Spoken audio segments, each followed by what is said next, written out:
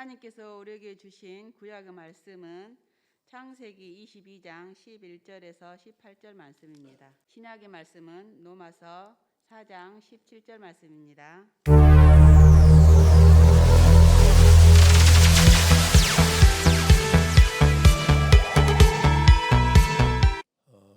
믿음의 조상 아브라함에게 배우는 신앙의 원리, 오늘은 14번째 시간입니다.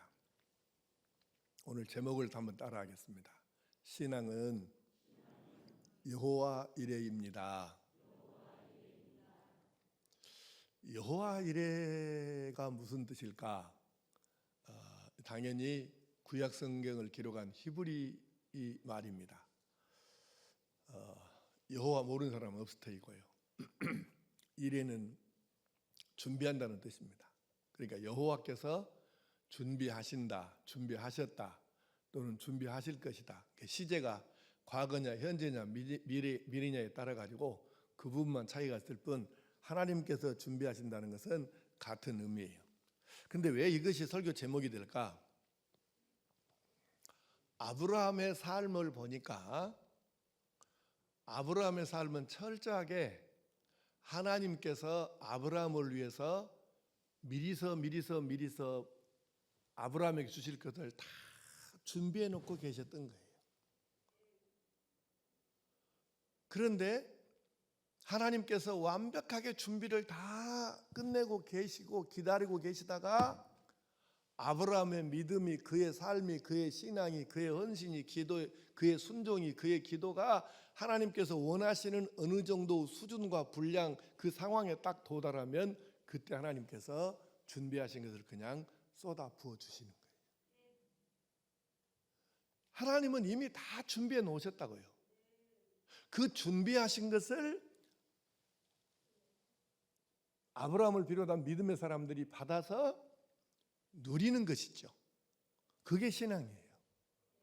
그래서 오늘 제목은 바로 이런 뜻이니까 한번 다시 따라하겠습니다. 신앙은 하나님께서 나를 위해 준비해 놓으신 것을 내가 받아 누리는 것입니다. 누가 누려요? 내가. 그것이 신앙이에요. 맨날 남 얘기 듣고 남의 간증 듣고 그런 것이 아니고 나도 이제는 내가 하나님께서 준비하신 것을 받아 누리면서 나도 그렇게 이야기할 수 있어야 하지 않겠습니까? 그것이 여호와 이레의 신앙인 것이죠. 단순히 하나님이 준비하셨다는 것이 아니라 그 준비해 놓으신 것을 내가 받아가지고 내가 누릴 수 있는 것, 이것이 진짜 신앙이지 않겠어요? 네. 아니 아무리 하나님 준비해 놓으셨다 해도 내가 못 받으면 뭐 하겠어요? 쓸데없는 짓이죠. 바로 그 얘기예요. 자, 아브라함이 자녀를 낳기에는 의학적으로는 불가능한 나이가 되었어요. 아브라함의 나이가 100살 가까이 되고 사라의 나이가 90살에 가까이 됐으니까 적어도 생리학적, 의학적으로는 불가능한 상황이죠. 그런데 여러분에게 여러 차례 소개한 바와 같이 우리가 성경을 해석하고 싶은데 잘 안 될 때가 있어요. 근데 성경이 해석할 때, 성경 말씀이 풀어놓았을 때 이보다 더 정확하고 완벽한 해석은 없어요. 그래서 성경 해석을 우리가 인위적으로 하려고 하는 것보다는, 공부해서 하려고 하기보다는 성경이 혹시 예전에 있었던 그 사건이나 무슨 일이나 내용을 뒤에 기록된 성경이 혹시 언급한 것이 없나, 이걸 우리가 찾아보는 거예요. 그게 가장 정확하고 완벽한 해석이기 때문에. 그런데 그런 의미에서 로마서에서 아브라함의 그때 상황을 이렇게 해석을 하는 거예요. 로마서 4장 19절 20절 자막 보시고 시작. 그가 100세나 되어 자기 몸이 죽은 것 같고 사라의 태가 죽은 것 같음을 알고도 믿음이 약하여지지 아니하고 믿음이 없어 하나님의 약속을 의심하지 않고 믿음으로 견고하여져서 하나님께 영광을 돌리며. 아멘. 야, 대단하죠. 아브라함 왜 믿음의 조상이 될 수 있을까? 몇 가지가 그 증거가 있는데 우선 그 중에 하나가 방금 읽은 말씀에는 그대 있잖아요. 성경을 해석했어요. 아브라함이 도저히 불가능한 상황인데 그럼에도 불구하고 믿음이 약해지지 않고 의심하지 않고 하나님 약속하신 걸 그대로 믿었다는 거죠. 예. 그래서 그 믿음대로 하나님의 은혜와 능력에 의해서 100살의 세상에 아들을 낳았어요. 그리고 이 아이가 자라서 17살 전후가 되었을 때, 왜 정확한 나이를 말하지 않고 전후가 되었을 때 이렇게 말하느냐면, 성경에 그때 나이를 기록을 하지 않아요. 우리한테 안 알려줬어요. 그러니까 우리는 추측할 수밖에 없잖아요. 근데 이제 여러 정황상 뭐 전문가, 성경 연구 전문가 학자들에 따라서 나이를 많게 본 사람은 30살 넘게도 보는 사람들도 있는데 그건 좀 무리인 것 같고, 어쨌든 나도 평생을 성경 갖고 살고 성경 연구하고 지금 살고 있는데 그랬을 때 이게 100% 정확하지는 않지만 제가 지금 가진 여러 가지 그 성경 해석 뭐 자료 이렇게 공부한 내용으로는 17살에서 22살 정도 사이가 아닐까 뭐 이렇게 생각해요. 그래서 좀 더 넓게 잡으면 15살에서 25살 그 사이 뭐 이렇게 보면 무리 없는 그런 나이예요. 이따 다시 나오겠지만 여러 가지 정황들이 그렇게 우리에게 알려주고 있어요. 어쨌건 100살에 낳은 그 아이가 자라가지고 20살 가까이 되었는데 하나님께서 갑자기 그 아이를 제물로 바치라고 하시는 거예요. 왜 바치라고 하셨나? 뭐 하나님이 그걸 뭐 고기를 좋아하시나? 뭐 인신제사를 원하시나?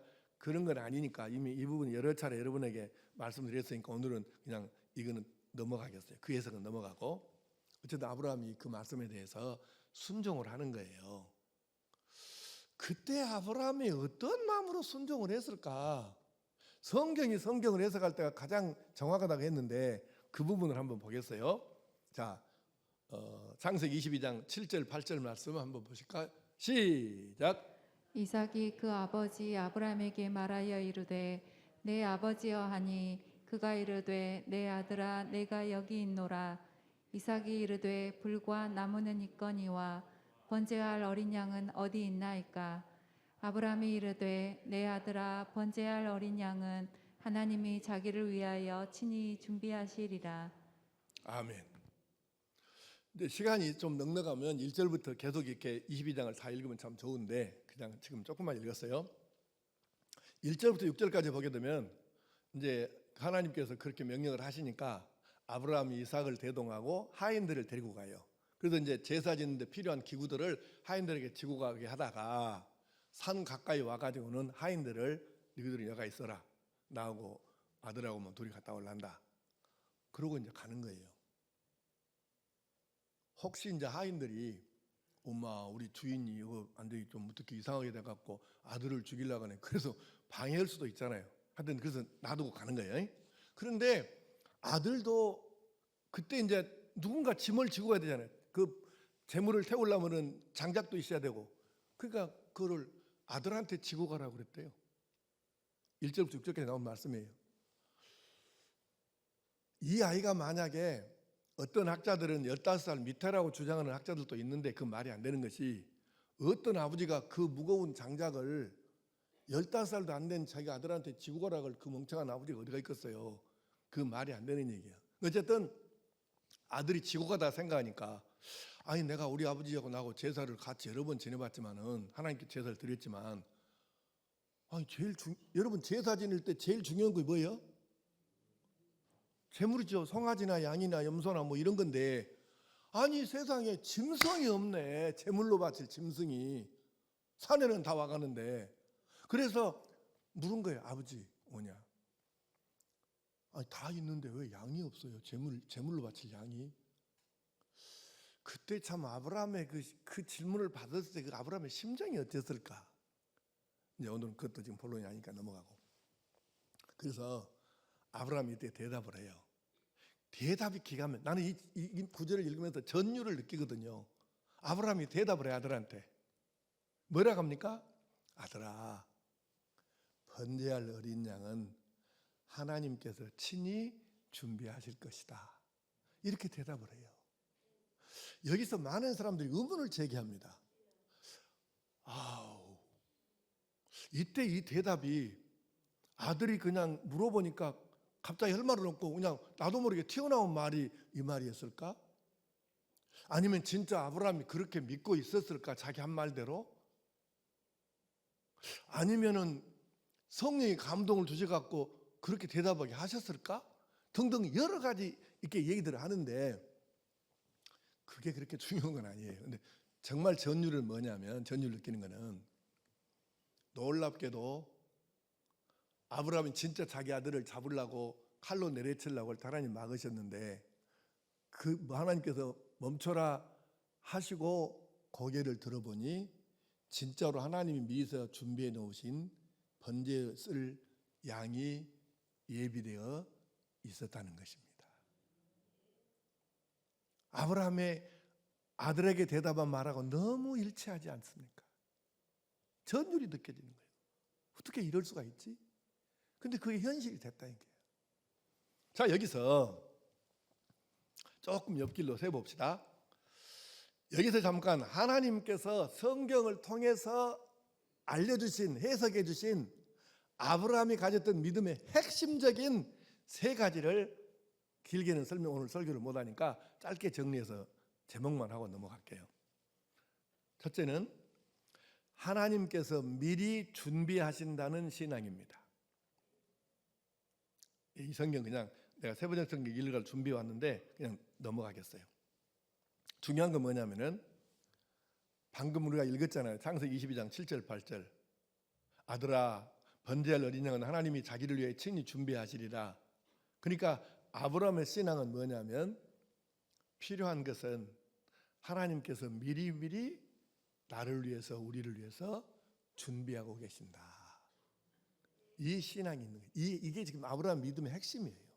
두 번째 핵심은 하나님은 죽은 자도 살리신다는 신앙입니다. 이게 그의 믿음의 핵심이에요. 자, 로마서 4장 17절 한번 다시 봐. 시작. 기록된 바 내가 너를 많은 민족의 조상으로 세웠다 하심과 같으니 그가 믿은 바 하나님은 죽은 자를 살리시며. 거기까지. 그가 믿은 바 하나님은 죽은 자를 살리시며. 그러니까 아브라함은 하나님에 대해서 자기 마음속에 내용이 있는 거죠. 핵심이. 그게 뭐냐면 하나님은 죽은 자도 살려내시고 생명을 창조하시는, 그리고 그 생명을 끌고 가시는 생명의 주인이시다. 이 신앙이 있었던 거죠. 그래서 사나 죽으나 큰 의미가 없어요, 자기에게는.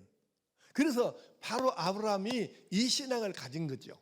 세 번째는 핵심이 뭐냐면 하나님은 없는 것도 있는 것처럼 부르신다는 신앙입니다. 방금 읽은 로마서 4장 17절 끝부분에 그렇게 돼 있죠. 없는 것을 있는 것으로 부르시는 하나님. 다시 말하면 하나님께서 천지만물을 창조하실 때 어떻게 하셨어요? 마음속으로 생각을 하시는 거예요. 이렇게. 그리고 말씀을 하셔요. 태양아 있어라. 그러면 하늘에 태양이 뜨는 거예요. 왜? 당신께서 마음속으로 생각하셨던 것을 그대로 말씀만 하시면 그대로 이루어지잖아요. 그래 없었어. 근데 없는 것도 있는 것처럼 말씀만 하시면 그대로 이루어지는 바로 이분이 하나님이시다. 그래서 이 핵심적인 믿음을 가지고 있었다는 것이죠. 시대를 초월해서 오늘도 여러분과 내가 가져야 될 믿음의 핵심이 뭐냐? 바로 이것이죠. 이 세 가지를 가지고 있으면 우리도 아브라함의 뒤를 넉넉하게 따라갈 수 있는 줄로 믿습니다. 자, 오늘 본론으로 이제 다시 돌아와서 다시 한번 따라합니다. 신앙은 여호와 이레입니다. 또 따라합니다. 신앙은 하나님께서 나를 위해 준비해 놓으신 것을. 오늘 IQ가 갑자기 170이 다 이상 되네. 다 따라서 해. 내가 누리는 것입니다. 나를 위해 하나님이 준비해 놓으신 것을 누가 누린다고? 남이 누리면 못해. 내가 누려야지. 그것을 말씀해요. 이게 신앙이에요, 사실은. 자, 하나님께서 우리를 위하여서 준비하시는데 오래 전부터 계획을 세우시고 차근차근히 준비하시는 거예요. 하나님께서. 두 가지만 예를 들겠어요. 얘가 엄청 많아. 근데 그냥 두 가지만 얘기하겠어요. 첫째는 누가복음 24장 49절을 현대인의 성경 번역으로 시작. 내 아버지께서 약속하신 성령을 내가 너희에게 보내겠다. 그러나 너희는 위에서 오는 능력을 받을 때까지 예루살렘에 머물러 있거라. 아멘. 하나님께서 우리를 위해서 성령을 주시겠다고 보내주겠다고 약속하셨어요. 그런데 지금 우리가 사는 게 사실은 성령께서 끊임없이 감동하시고 도우시고 인도하시고 역사를 하셔야 우리가 지금 하나님의 아들답게 딸답게 살 수 있는데, 그 성령 주실 것에 대해서 이미 우리가 측량할 수 없는 오랜 시간 전부터 약속하셨고, 그것을 받아서 예수님께서 다시 내가 너에게 보내줄게 하고 약속하시고, 그리고 오순절 성령 강림 때, 물론 성령의 존재 자체는 그 전부터 계셨지만 우리에게 폭발적으로 임하신 것은 오순절 성령 강림절 이후죠. 그러니까 이렇게 미리서 약속하시고 준비하셨다가 어느 시점 어느 상황 그때가 되니까 폭발적으로 임한 거죠. 이게 준비되신 거죠. 하나님께서 오랜 세월 동안 준비하신 거예요. 자, 또 이사야 7장 14절 시작. 그러므로 주께서 친히 징조를 너희에게 주실 것이라. 보라, 처녀가 잉태하여 아들을 낳을 것이요 그의 이름을 임마누엘이라 하리라. 아멘. 예수님을 보내주시는 것도 마찬가지예요. 오래전에 우리가 시간을 측량할 수 없는 그 오래전 시점에 이미 창세기부터 우리에게 계시해 주셨잖아요. 그래서 내가 메시아 내 아들을 보내서 너희 죄를 대신 주고 죽게 해서 너희들 죄값을 내 아들이 대신 치르고, 그래서 너희들이 지옥 안 가고 천국 가게 구원받게 해줄게. 이것을 약속해 주셨다. 그 약속이 하나님의 때 하나님께서 정하신 기준점에 이르니까 드디어 BC AD 제로 포인트 서기 0년에 예수님을 보내주셨잖아요. 어느 날 갑자기 된 게 아니에요. 성경을 우리가 조금 더 관심 있게 보면 하나님께서 하신 일은 어느 날 갑자기 즉흥적으로 하신 게 아니고 오래 전부터 준비하셔가지고 당신께서 계획을 세우시고 그 섭리를 쭉 하시다가 그 수준, 시점, 기준, 상황 이게 되면 그때 이제 딱 보여주시는 거죠. 예수님도 그랬다고. 그러니까 결국은 아브라함에게도 똑같은 사건인데, 그 상황이 아브라함을 부르시기 전에, 아브라함이 고향을 떠나기 전에 이미 하나님께서는 아브라함을 위해서 다 계획을 세워놓으신 거예요. 철저한 준비이죠. 자, 한번 많이 읽었는데 한번 다시 봅시다. 창세기 12장 1절에서 3절 말씀까지 하나님께서 아브라함이 고향을 떠나기도 전에 어떻게 계획을 세우고 계셨는가. 시작. 여호와께서 아브라함에게 이르시되 너는 너의 고향과 친척과 아비의 집을 떠나 내가 내게 보여줄 땅으로 가라. 내가 너로 큰 민족을 이루고 내게 복을 주어 내 이름을 창대하게 하리니 너는 복이 될지라. 땅의 모든 족속이 너로 말미암아 복을 얻을 것이라 하신지라. 아멘. 하나님께서 고향을 떠나가라고 말씀을 하시면서 내가 너로 큰 민족을 이루고 내게 복을 주어 너의 이름이 창대하게 해주겠다. 땅의 모든 족속이 너로 말미암아 복을 얻게 해주겠다. 이렇게 약속을 하셨어요. 그러니까 이미 하나님께서는 계획을 세우신 것이죠. 그리고 실은 이 말씀이 이제 있은 다음에 25년 뒤에 이삭이 태어났고, 그러니까 적어도 이 말씀은 수십 년과 수백 년과 수천 년이 지나도록까지 효과를 발휘하면서 그대로 그 약속이 이루어지잖아요. 그러니까 하나님께서 이렇게 오랜 세월 동안 아브라함을 위해서, 한 사람을 위해서 준비하시고 계획을 세우시고 착실하게 차근차근히 준비하고 계시다가 아브라함의 믿음이나 여러 상황들이 하나님께서 원하시는 기대치 그 수준에 이르니까 그걸 폭발적으로 쏟아 부어주시는 거죠. 그래서 그의 후손인 예수님을 통해서 이 땅의 모든 민족, 모든 백성이 예수 영접 안 하면 구원 못 받잖아요. 이 큰 복을 아브라함의 자손인 예수님을 통해서까지 우리가 받고 누리고 살게 되는 것이지 않습니까? 그런데 여러분, 이 모든 것이 아브라함이 이삭을 모리아산에서, 실은 모리아산이 아니고 산 이름이 모리아산이 아니고요. 모리아는 그냥 그 지역 이름이에요. 그리고 그 지역, 모리아라고는 지역에 있는 산인데 그래서 사람들이 모리아산이라 하는데 정확하게 말하면 모리아산은 아니에요. 모리아 지역에 있는 산이에요. 그 산에서 이제 자기 아들을 하나님께 제물로 드릴 때 하나님께서 기다리고 계시다가, 오해하면 안 됩니다.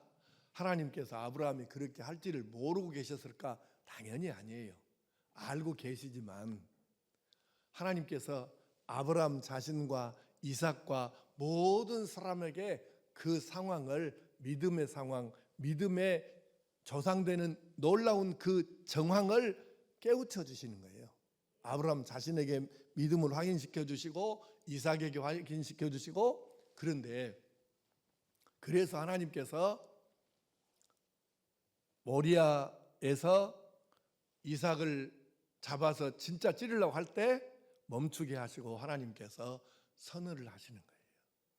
그때 오해하면 안 됩니다. 여러분 성경 읽으면서 하나님이 진짜 그 아브라함이 하나님을 사랑하고 믿는지를 몰랐다가 그때서 아셨구나, 이렇게 성경 그 문구를 그렇게 해석하면 큰일 납니다. 그는 결코 그런 의미가 아니에요. 선언이에요, 선언. 그래서 이 선언은 무슨 선언이냐면은 아브라함의 믿음의 승리를 선언해 주신 거예요. 근데 만약에 이것을 갖다가 아브라함이 내가 이겼다 이렇게 하면 그 미친 사람이죠. 근데 아브라함이 말한 게 아니고 하나님께서 아브라함의 믿음의 승리를 선언해 주신 거예요. 그래서 믿음이 되는 거예요. 그런데 이제 이렇게 한번 생각해 봅시다. 이때 하나님의 마음이 어땠을까? 여러분 요새 새벽 기도를 우리 교인들이 평소보다 더 나와요. 왜 더 나올까? 왜 더 나와? 대입 수능 시험 있잖아요. 대한민국 어디나 마찬가지예요. 이때 되면 다 새벽 기도 많이 나와, 어느 교회든지. 근데 시험은 아들이 보는데 시험은 딸이 보는데 어째 부모들이 그렇게 나와서 애걸 먹고 그랬을까? 시험은 지객기가 보는데 어째 자기가 그렇게 했었냐고. 근데 이게 바로 부모의 마음이라는 거잖아요. 시험은 아들, 딸이 보는데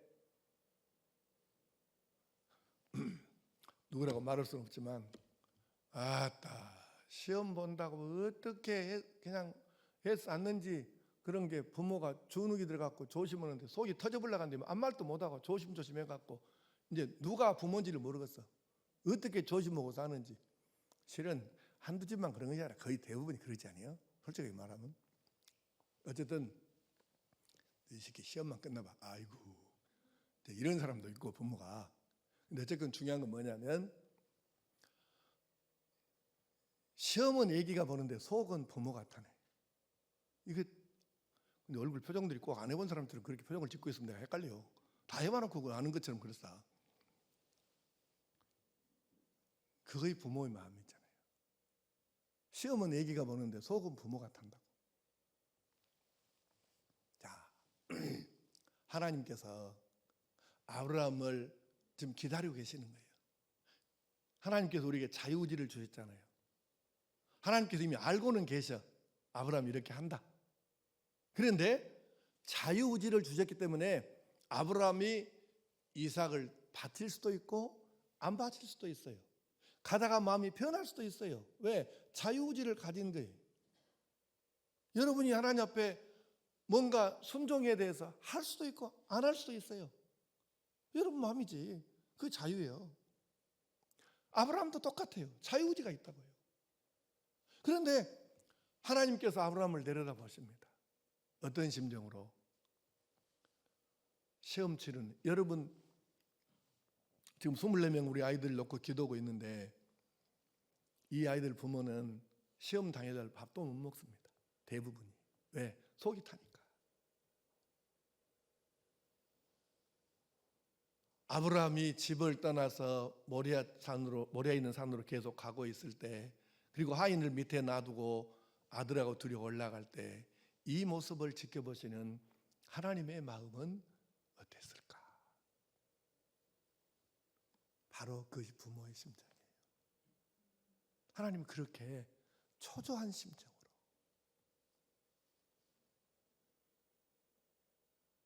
속이 타죠. 애가 끓죠. 그 심정으로 내려보시는 거예요. 그런데 드디어 아브라함이 칼을 들어서 진짜로 치려고 하니까 그때 딱 스톱시키시고 아브라함의 믿음의 승리를 선언해 주신 거예요. 그리고 아브라함은 합격했죠. 그래서 그 다음부터는 아브라함의 인생에 거칠 것이 하나도 없었습니다. 그 이전에는 불완전한 모습, 죄된 모습 많아요, 사실 그런 게. 그런데 이후로는 아브라함은 하나님 앞에 온전히 연락되는 삶을 살게 되는 거죠. 그리고 그의 모든 인생은 그 후로부터는 하나님께서 준비하신 것을 그대로 받을 수 있는 그런 물 흐르는 것처럼 아주 순리적으로 풀어지는 그런 인생을 살게 된 것이죠. 자, 그러면 오늘 우리는 어떨까요? 우리에게도 마찬가지입니다. 하나님께서는 우리 성도들 여러분 한 사람 한 사람을 위해서도 아브라함을 위해서처럼 다 사실은 준비해 놓고 기다리고 계시는 거죠. 완벽하게 준비해 놓으신 거예요. 문제는 아브라함이 그 믿음, 아브라함이 그 순종, 아브라함이 그 상황에 도달했을 때에만 하나님께서 준비하신 것이 아브라함이 누릴 수 있도록 주신 것처럼 오늘 여러분과 나도 하나님이 준비하신 것을 누릴 수도 있고 못 누릴 수도 있는 거예요. 이것을 우리가 깨달아요. 준비는 끝났어요. 하나님의 준비는 끝났습니다. 사실 여러분과 나를 위해서 우리 구원받는 것도 마찬가지예요. 하나만 생각해 볼까요? 에베소서 1장 4절을 현대인의 성경 번역으로 시작. 하나님은 우리가 자기 앞에서 거룩하고 흠이 없게 하시려고 세상을 창조하시기 전에 그리스도 안에서 우리를 선택하셨습니다. 그리고 우리를 사랑하셨기 때문에 하나님은 예수 그리스도를 통하여 그분의 기뻐하시는 뜻을 따라 우리를 자기 자녀로 예정하셨습니다. 아멘. 그러니까 여러분과 나를 구원시키시려고 하나님께서 우리 옛날 개혁성경에 이렇게 표현되어 있어요. 창세 전에 택정하셨다. 우리 한 사람 한 사람을 구원시키려고. 방금 읽은 성경 번역으로 뭐라 되어 있어요? 세상을 창조하시기 전에 우리를 선택하셨다고 되어 있습니다. 그러니까 여러분과 나 한 사람을 구원시키려고 세상을 만드시기도 전에 이미 그때부터 준비하고 계셨다는 거죠. 기가 막힌 얘기죠. 알고 보면. 세상을 만드시기도 전에 우리 한 사람 한 사람을 이미 당신의 계획 속에 하나님 계획 속에 우리를 넣어놓고 우리를 구원시켜 주려고 그렇게 준비해 놓고 계신 거예요. 이분이 하나님이십니다. 얼마나 놀라운지. 이 사랑, 이 은혜 어떻게 이것을 우리가 말로 다 표현하겠습니까? 그 하나님께서 구원만이 아니라 근데 우리가 사람에 따라서 자유의지를 주셨기 때문에 사람에 따라서 하나님이 구원하려고 이렇게 택정해 놓으셔 선택해 놓으셨어도 어떤 사람은 20대에 예수 영접하고 어떤 사람은 30대에 영접하고 왜? 그건 자기 마음이죠. 자기 자유의지가 있으니까. 어떤 사람은 40대, 어떤 사람은 50대, 어떤 사람은 60대, 어떤 사람은 70대, 심지어는 어떤 사람은 80대. 이번에 성광 노인 목회센터 세례식을 했는데요. 세상에 97세 되신 어른이 96세 되신 분이 대답을 하는데 어떻게 똑똑하게 초롱초롱하게 대답을 잘하니 내가 헷갈릴 정도로 내가 놀래버렸습니다. 이번에 성광 노인 목회센터 수요일 날 했거든요. 와, 96세 되신 할아버지가요. 그러니까 이렇게 달라. 20대, 30대, 40대, 50대, 60대, 심지어는 90대까지. 근데 여러분 90대라도 이미 영접해서 구원받으니까 놀라운 은혜이지만 받아 누릴 복이 30대 영접한 사람하고 50대 영접한 사람하고 90대 영접한 사람은 같을 수는 없잖아요. 하나님은 이미 다 준비를 해놓으셨는데 이런 안타까움이 사실 있어요, 솔직히. 어쨌건 우리에게 지금 중요한 것이 바로 이것입니다. 하나님은 여러분과 나를 위해서 모든 것을 완벽하게 준비해 놓으셨는데 과연 내가 이것을 다 받아들일 수 있을까? 있어야 하지 않겠습니까? 그런데 우리가 우리의 기도의 분량, 우리의 헌신의 내용, 우리의 사랑의 온도, 우리의 순종의 정도, 우리의 섬김의 분량, 우리의 믿음의 정도에 따라서 우리가 받을 것이 달라지지요. 하나님께서 원하시는 바로 그 정도 됐을 때 우리가 남김없이 받아서 이것을 내 것으로 누릴 수 있을 터인데, 다시 반복합니다. 하나님의 준비는 이미 완벽하게 끝나 있어요. 아브라함을 하나님께서 기다리고 또 기다리시고 또 기다리시고 그러시다가 그 수준에 이를 때에 부어주신 것처럼, 그리고 우리 신앙의 조상들 이야기를 여러분 다 한번 생각해 보세요. 특히 히브리서 11장에 나오는 그 믿음의 조상들에 대해서 성경 집에가 읽으면서 생각해 보십시오. 이분들이 어느 때에 하나님께서 준비하신 복을 받을 수 있었던가. 하나님의 기준점이 있어요.